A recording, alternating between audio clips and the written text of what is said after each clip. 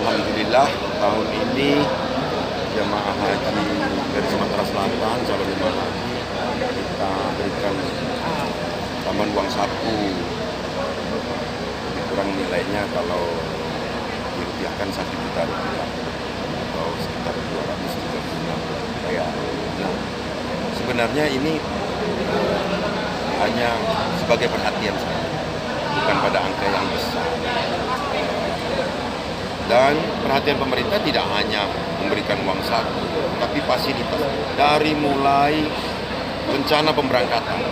Pemerintah kabupaten kota sudah mempersiapkan segala sesuatunya, baik bimbingan kesehatan, bimbingan untuk manasik doa dan lain sebagainya.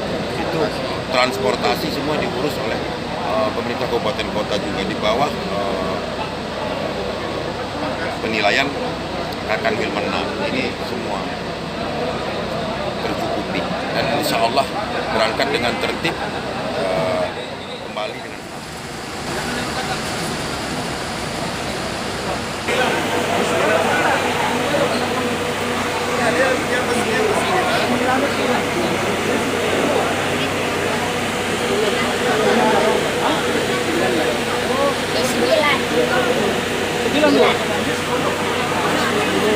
Sembilan.